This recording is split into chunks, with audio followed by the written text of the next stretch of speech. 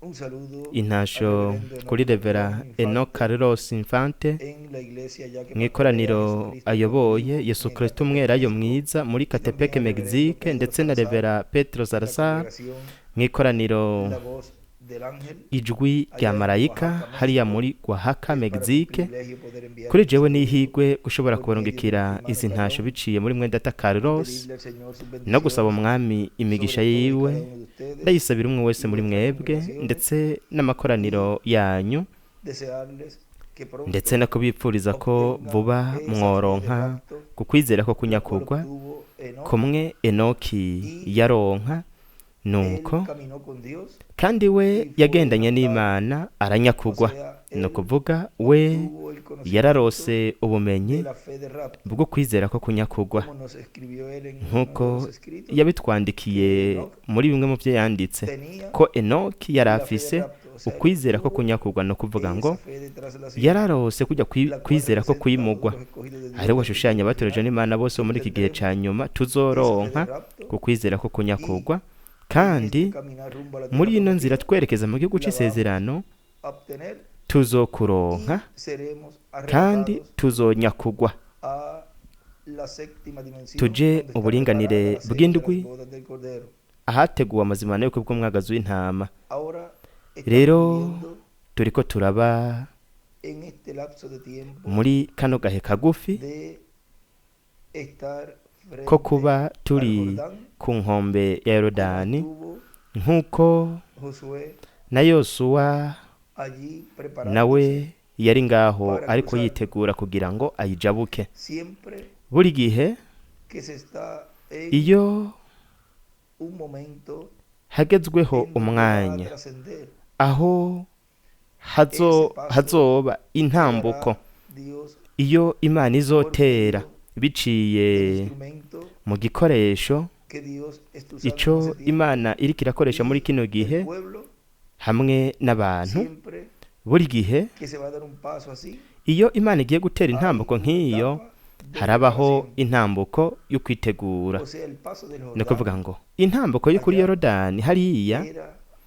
para yari entrar yari iyo a kugira la ngo tierra prometida binjire que mu gihugu Dios c'isezerano le ico prometió a Abraham Imana y su yari descendencia. yarasezeraniye Aburahamu ko uruvyaro rwiwe Heredaría ruzoragwa una tierra que fluiría igihugu leche y cari miel. gutemba amata n'ubuki Y ustedes saben toda esa kandi historia mwe murazi iyo nkuru yose de esa iyo nkuru trayectoria y'urwo del rugendo pueblo primogénito de Dios, que son los rw'ihanga hebreos, ry'abana b'imfura b'Imana ari bwo bwoko todo bw'Aheburayo lo que pasaron ndetse n'ibintu byose para byabaye que llegara el momento en kugira que ngo hagere estaban igihe aho entre bari esa decisión bari imbere y'iyo de ngingo entrar yo a la kwinjira tierra prometida, mu gihugu c'isezerano pero no iban a entrar sin ariko antes estar preparados. ntibari kwinjira batabanje O sea, que había un kwitegura ni tiempo de ukuvuga ngo prueba, hari kubaho igihe co un tiempo gupimwa de igihe preparación, co un kwitegura tiempo de separación igihe co y todas esas cosas que gutandukanywa envuelve ndetse n'ivyo bindi una bintu byose bijana decisión n'ingingo tan importante, lo cual era ikomeye kandi cruzar el ikomeye Jordán. cyane ariyo yari kujabuka Yorodani Ese tiempo, ese lapso ico de tiempo gihe de allí, ako gahe kagufi bamaze que Dios ngaho por medio de ese instrumento ako Josué gahe y el Imana pueblo, yamaze ese mu tiempo gikorohe de cayo pedir Yosuwa quién n'abo bantu pasaría el Jordán en ako seco gahe niko y kerekana quién no. abazojabuka Yorodani yumutse Y n'abatazoyijabuka este tiempo kino gihe naco es un tiempo paralelo ni igihe gisa en n'ico donde el Jordán, que es aho la muerte, Yorodani ariyo rupfu que es la gran tribulación, hariyo ari akababaro gakomeye iri imbere yacu kandi turabona cómo está el mundo ingene inosi y cómo está ingene inosi imeze toda la naturaleza, n'ingene ivyaremwa los byose seres bimeze humanos y todo, ibiremwa abantu n'ibindi es ni la situación ibintu en donde ha llegado ya aho a su colmo esa maldad del amorreo, ukugabitanya kw'abamori kwamaze kuzura kuko ubwami bw'abanyamahanga ico busigaranye este poquito de tiempo ni que akagehe estamos kagufi ahora akaturimwo ubu viviendo, akaturiko en donde turabamo los escogidos de aho Dios están abatoje todavía n'Imana en esta tierra, bakiri ngaha ku mumbe w'isi 3 años y medio hamwe de n'imyaka gran 3 n'igice tribulación. y'akabaro O sea, el gakomeye reino de los ni gentiles ukuvuga yuko ubwami bw'abanyamahanga no queda nada. nta na kimwe busigaranye Ya la maldad del amorreo ha llegado a su ukugabitanya colmo kw'abamori kwamaze y ya kuzura Dios kandi imana como no está mirando a kubera través ko itari kiraraba biciye del trono de misericordia ku ntebe de la y'imbabazi tierra, ngo irabe a isi través del sacrificio biciye mu kimazi de ese propiciatorio, c'uwo mutemero el cual guhongerako ari wo fue efectuado en la cruz del Calvario, watanzwe ku musaba Karuvariyo mu kuza kwiwe kwa mbere nuko ayo maraso ashigwa ahera ha cane h'ingoro yo mu gihugu mwemu y Dios por 2000 años imana mu myaka ibihumbi bibiri ikaba yamye iraba isi biciye mu maraso de su Hijo Jesús. y'umwana wayo Yesu. Al él salir ya Iyo rero mu kuva ese trono de ngaho intercesión kuri iyo ntebe yo y haber kutuvuganira tomado ya el libro, igafata igitabo, ese trono iyo ntebe se ha convertido en un trono de yahindutse intebe y'urubanza. juicio. Ya Yandi la majambo humanidad ibiremwa abantu está lista, sentenciada bariteguriye al juicio gucibwa urubanza rw'Imana, ariko kubera ko abatorejwe n'Imana bari mu ntambuko yo kwitegura, en la cual están obteniendo la fe de Rahab, ariho bariko bararonka ukwizera ko kunyakugwa. aguanta su ira Imana rero iratenyenya ikareka kuraka, a través de ese nuevo nuko propiciatorio ikaturabira mu uwo mutima wo guhongera ko musha, kikabona ngaho que para los escogidos de Dios ko ariko bw'abatorejwe n'Imana ko arico gituma hari y imbabazi, él por causa y por amor de kandi los escogidos kubw'urukundo ikunda abatoranijwe iratenyenya ikareka gushavura, ikareka kuraka, como ikarindira nk'uko bivugwa mu byahishuwe ko yo le dice a los ángeles, n'umumarayika aguanten, yabwiye abamarayika ko boreka ko bofata ntihagire umuyaga n'umwe uhuha, de kuko los escogidos de Dios hanyuma y'abatorejwe que n'Imana están siendo preparados bariko baritegura para tener la fe de kugira ngo Rahab. baronke ukwizera ko kunyakugwa. Ivyongeye hariho n'abatoranijwe abaheburayo, hari ibihumbi 144 by'abaheburayo bategerezwa gushirwako ikimenyetso mu ruhanga Antes imbere de comenzar y'uko la gran hatangura tribulación. akababaro gakomeye.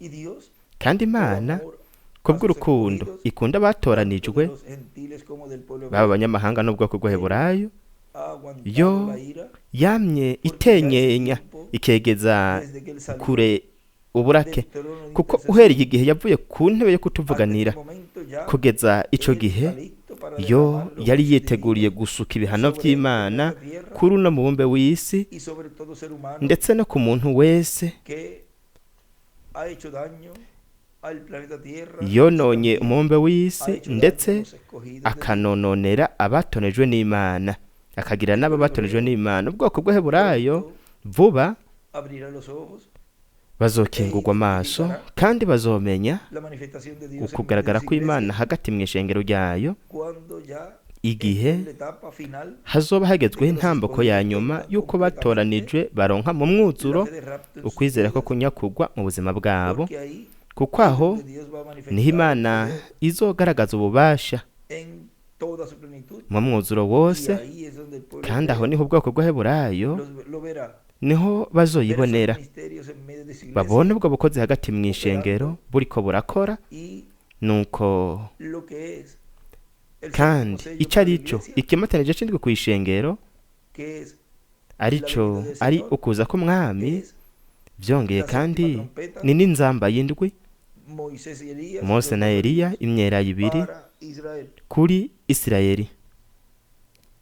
y Kandi los escogidos abatoranijwe que han subido a la edad de la baduze mu plenitud gihe y cy'ibiriko del reino, muzifurukamo n'ikiringo c'ubwami, los cuales ari bo han estado comprendiendo y bamye entendiendo y batahura, bumva recibiendo batahura kandi bakira el séptimo sello ikimatanije c'indwi en su segunda venida, mu kuza kwa kabiri. ellos Bobo estarán viendo esa manifestación bazoba bariko por barabona medio uko kugaragara de la biciye palabra mu revelada ijambo rihishuwe, que le ha sido dada iryo bahawe a aquellos bo que tienen la abo percepción bafise ukwihweza nk'uko bavugishwa, para poder discernir kugira ngo bashobore kugenzura el pensamiento de Dios ivyiyumviro vy'Imana en medio de su hagati iglesia, mu ishengero ryayo muri kino gihe ca nyuma. y al discernir Kandi mu el pensamiento kugenzura de Dios, ivyiyumviro vy'Imana puede así comprender, bazoshobora bityo rero gutahura Imana obrando en medio de su iriko iglesia irakora hagati mu ishengero en simplicidad mu buryo buciye bugufi, y como el ndetse cumplimiento de la venida del Señor, nk'uko haba como ugushitswa ladrón en la kukuza noche. k'umwami, nk'uko aza nk'igisuma mw'ijoro. Y el pueblo hebreo Ubwoko bw'Aburayo nabo también nyene estará viendo bazoba bariko y barabona estará recibiendo y kandi comprendiendo bazoba bariko barakira batahura esa visitación uko kugendererwa n'Imana, el cual o la cual ellos han estado ariko esperando bo bamye para barindiriye, ellos kuri bo ni ukuza kwa mbere, ariko ni ukuza kwa kabiri ku mwami, kandi mu kumwakira bo bazotahura n'icyabaye ukuza kwa mbere. Ku bayuda bo bakeneye kubona ibimenyetso kugira ngo bizere, ariko ku banyamahanga, ku batoranijwe bo mu gihe cy'ibiruka by'imfuruka gusa, bobo bakeneye kubona ijambo ririko irahabwa ubuzima, ririko irahinduka ukuri hagati muri bo. Aho rero niho bashobora kumumenyera ku bw'inyigisho, bakamenya ko ari ugushitswa kukuza k'umwami. ni ukuvuga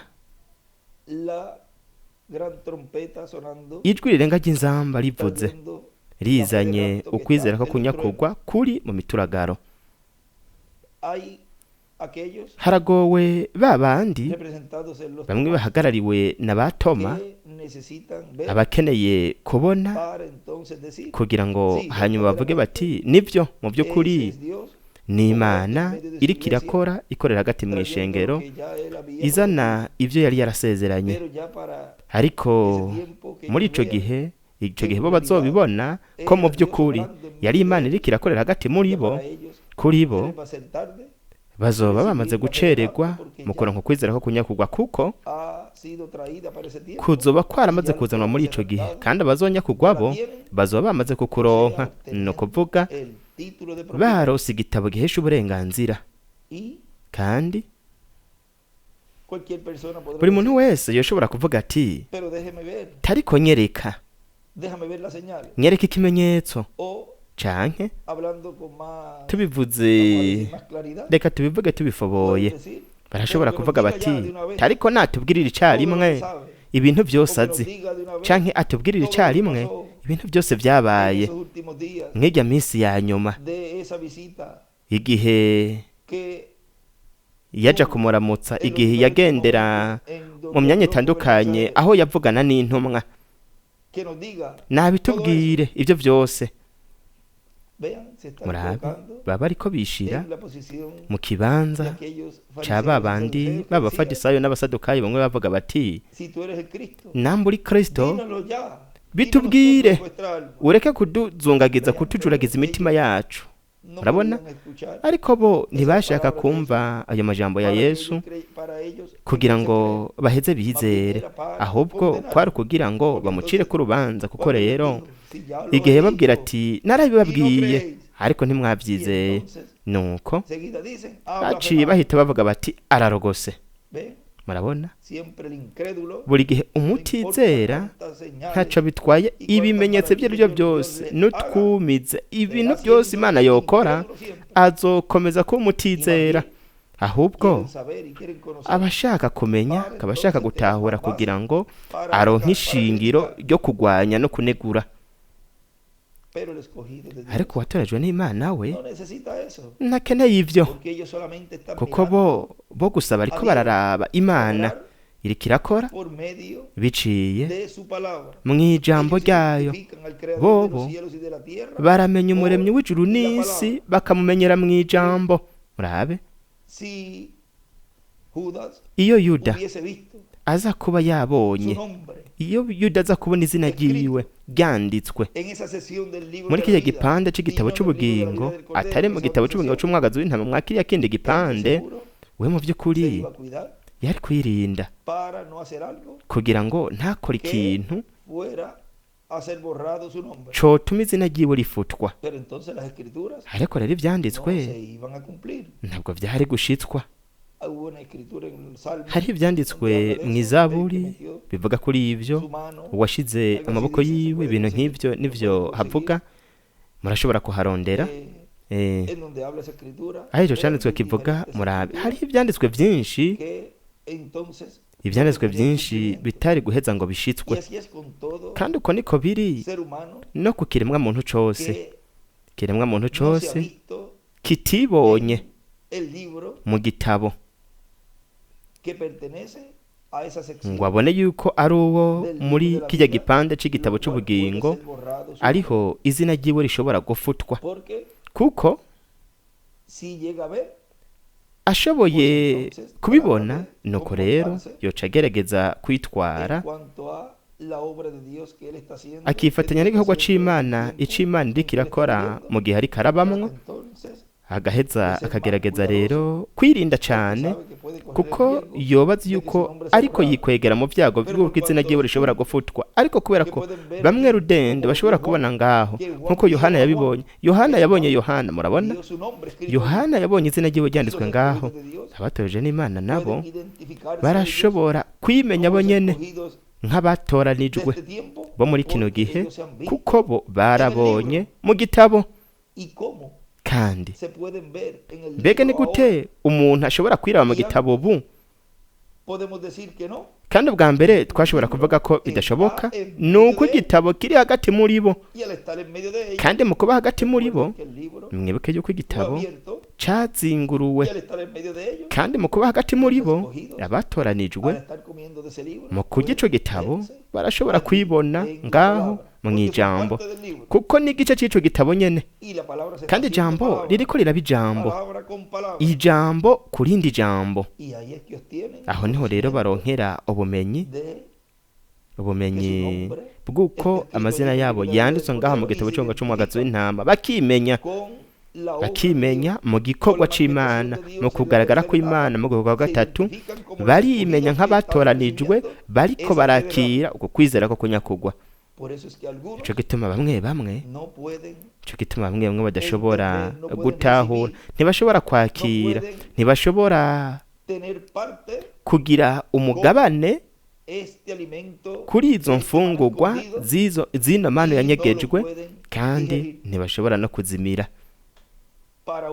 Kuri bamwe biraryoshe mu kanwa barabimira, abandi nabo n'umururazi baca bacira ku ruhande, kuko kubera ko atarabo muri ico gipande c'igitabo c'ubugingo c'umwagazi w'intama, nuko rero ubwo nyene ntabwo bakira izo mfungurwa.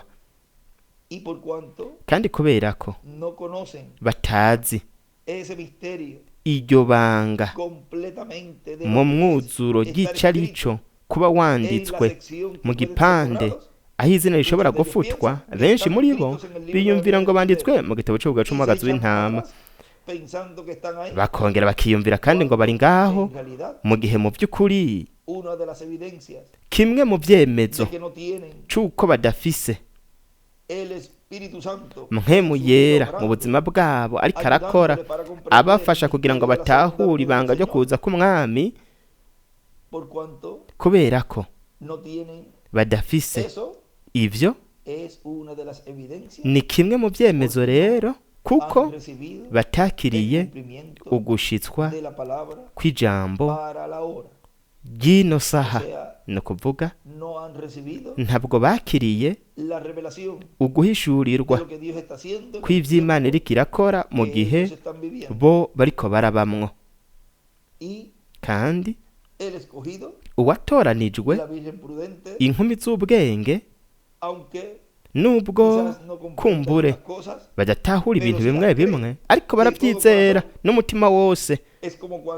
Ni nk'igihe umwana aba atazi ibyo ariko arafungura, papa we akamubwira ati bifungure biraza kugwa neza, ariko nuko atavyo nzi, sindabitahura, ariko ni vyiza bige biraza kugwa neza, akabifungura. Murabe, hanyuma aratahura ko zari vitamine izo yarose, nubwo kumbure atatahura uburyo izo mfungurwa zari zakozwe canke izo vitamine z'ibintu byari bizigize. Ntiyatahura kumbure ingene ivyo yari kubifungura hanyuma bigaheza bigafasha umubiri wiwe kugira ngo agire amagara meza. Abandi nabo arashobora kuba ati akira fungura, ariko ntibumvirize, bafise ukubaha ngo bumvirize ayo majambo ya se, bagashiburira ku ruhande ati sindabishaka. Hari abana nk'abo batanezezwa n'imfungurwa, kandi zari imfungurwa ziryoshe cyane gose, nubwo hashobora kuba nk'izindi mfungurwa zitaryoshe nk'izindi ariko zikaba zirimwo vitamine nyinshi. Hari abana rero batabinezererwa bakavuga bati sindabishaka, ariko fungura biraza gufasha umubiri wawe. Oya, ibyo ntabyo nshaka. Murabona, baba bamaze rero kwinjira mu bugarariji, kandi uko niko n'ibintu byo mu buryo bw'inkemu bimeze. Twebwe turiko turafungura kino gitabo gihesha uburenganzira, arico mu kanwa kituryohera, kuko nta kintu na kimwe kiryoshe nk'ubuki, nubwo mu nda ari umururazi kubw'ibigeragezo, intambara, gutotezwa.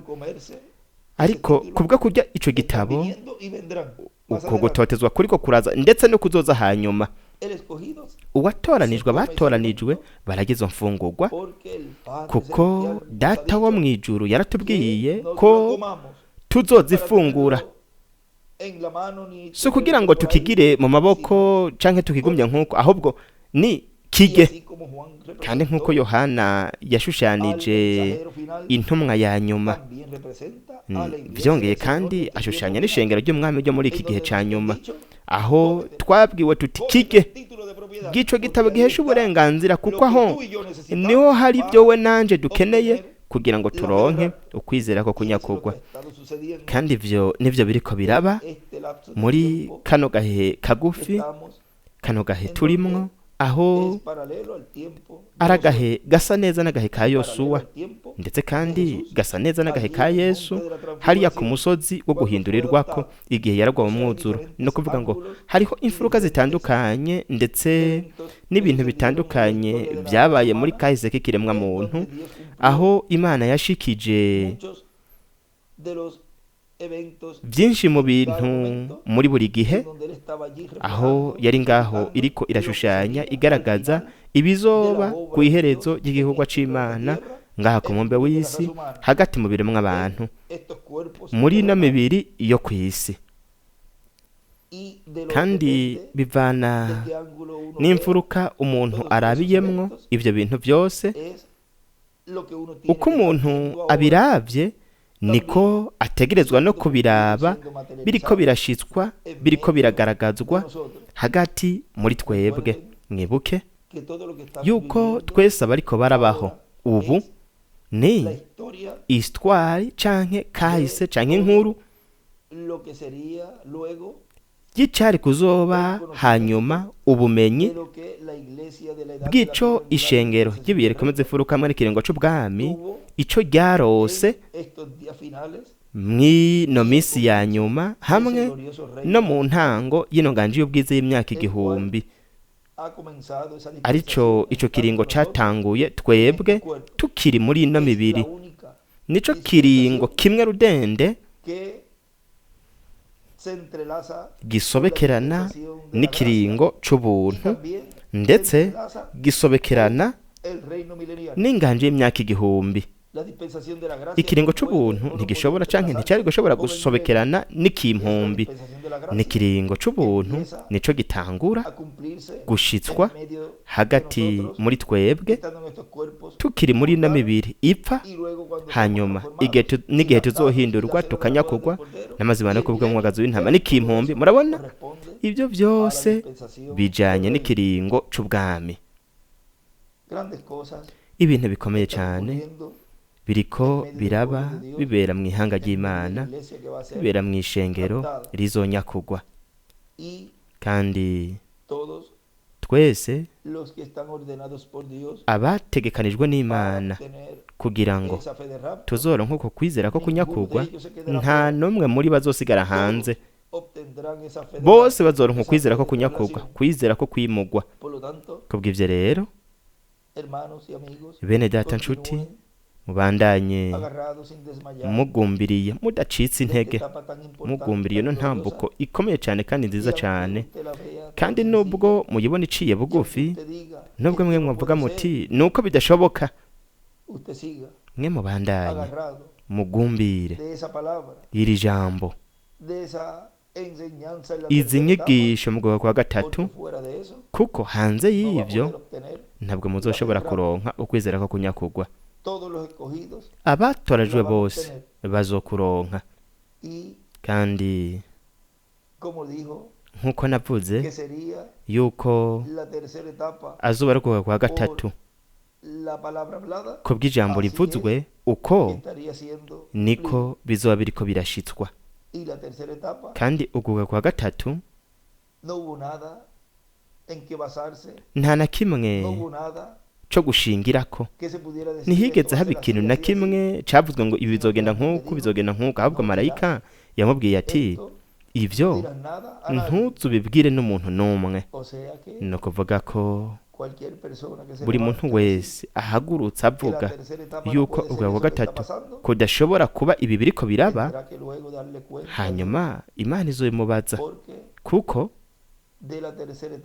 kugwa kwa gatatu kubera ko atana kimwe cakuvuzweko, wewe ntibiguha uburenganzira kuvuga ngo ivyo sivyo. Vyongeye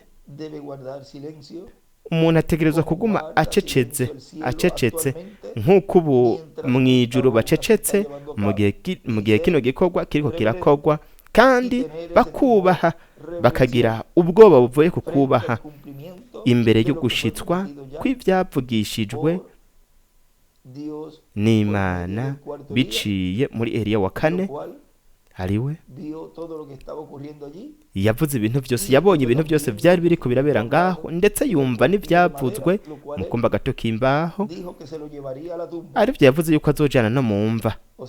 ni ukuvuga ngo ntabwo batoma ntibarindire ngo bababwire kugira ngo bizere, bazobandanya kuba batoma kugeza ku iherezo, kandi ku iherezo nuko bazokwerekwa kandi bazobona, bazotahura yuko ari byo, ariko bazoba bamaze gucererwa batoma. ubu rero ishengero Imana iriko ikorana naryo n'inkumi z'ubwenge, arizo Imana yatoranije uhereye kuva isi itararemwa, kandi iyo yifuza kubakura ngaha, kuko vuba hazokwisuka ibihano vy'Imana, ari byo atari iby'ishengero mugeni, inkumi z'ubwenge. nuko rero batorajwe n'Imana. Mwebwe mwanditse mu gitabo c'umwagazi w'intama, ni mwebwe Imana yahaye umwanya wa mbere kugira ngo mwakire muronke ukwizera ko kunyakugwa, kuko hanyuma kwa gatatu nuko inkumi z'ibijuju ndetse nuko abazimiye nk'intahe ko batagifise amahirwe, hamwe n'ibihumbi 144. ariko umwanya wa mbere w'uwo wa gatatu ni ukuroba zino fi 153. ni ukuvuga ngo kuroba za fi nini, ifi za zindi zashushanijwe nahariya mwakuriya kuroba ko gitangaza Yesu yakoze, kandi izo fi ni nazo mwedata Abrahamu yatereye igera, ndetse n'ibintu byose Imana iriko irashitsa muri kino gihe no gushitswa kuko kuroba ko gitangaza, ariko kuriko kudushira mu gihe cy'ibireko bizifuruka hamwe n'ikiringo c'ubwami. nuko rero batorajwe n'Imana. ndasaba Imana ko vuba twese tworonka ukwizera ko kunyakugwa, ukwizera ko kwimugwa, ariko kuriko kuratangwa na mpwemu yera, inyigisho zo mw'ihema muri kino gihe ca nyuma. kandi ndasaba Imana yuko vuba twese twokuronka, nuko bityo tugere kuri urwo rugezo rwo kuragwa mu mwuzuro, kugira ngo dushobore kugira ino ntambuko nziza cyane kubw'ineza y'igikorwa c'Imana hamwe n'igikoresho Imana ifise muri kino gihe ca nyuma, kugira ngo bityo hanyuma y'iyo minsi aho hazoba hariko haraba umuzuko, tumara iminsi iri hagati ya 30 na 40 ngaha, dukore igikorwa Imana yategekanije uhereye ku viza itararemwa ko tuzokora nk'iyo minsi, tugerageza umubiri musha, hanyuma tuje mazimana y'ubukwe bw'umwagazi w'intama. icivuzo canje ni uko Imana vuba cane yoshitsa uwo mwanya aho aho benshi bazotangura kugira uku kwihweza cyangwa gutahura ibintu mu mwuzuro nk'uko bavugishwa bitahura uko hazogenda hegereza uwo mwanya w'igice gisozera cyo gukwegwa kwa gatatu, kuko Imana izokora ibintu runaka arivyo bizofasha cyane abakozi b'Imana na bene data ku bw'ineza yo gukwegwa kwa gatatu. Kandi turizigiye yuko benshi muri ako kanya bazoba biteguye kugira ngo bashobore kugira uko kuragwa mu mwuzuro mu mibiri yabo, kugira ngo bityo baheze bafashe cyane igikorwa ca nyuma c'Imana ngaha ku mumbe w'isi tukiri muri ino mibiri. Ikintu gikomeye cyane kigiye kuba, kandi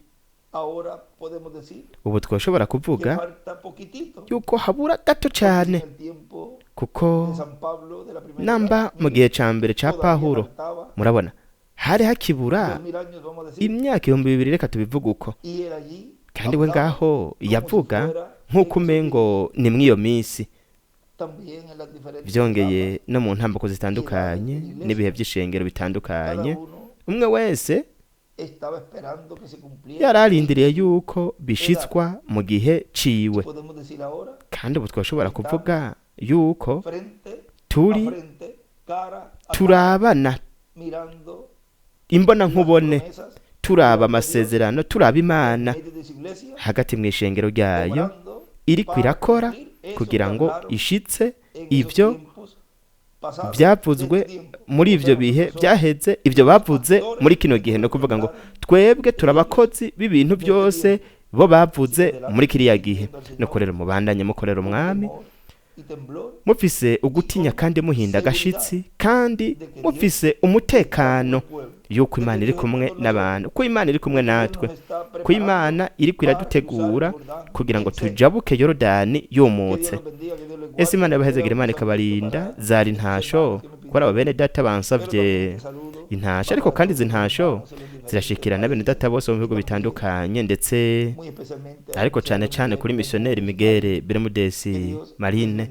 Ese Imana yabahezagira kandi Imana ibarinde mwese, kandi mubandanye mugira uyu munsi kuwa kane 23 z'ukwa kabiri mu mwaka wa 2023 mugira uno munsi wuzuye imigisha y'Imana. No kuvuga ngo no mwijoro no kuw'Imana mu gatondo no kuwa gatandatu nitwavuga Imana izotwemerere kubona neza cyane ntambako nziza cyane iri kirakora ikorera hagati mu ishengero ryayo. Imana ibahezagire cyane mwese, kandi mwese mugire ijoro ryiza. Imana ibahezagire.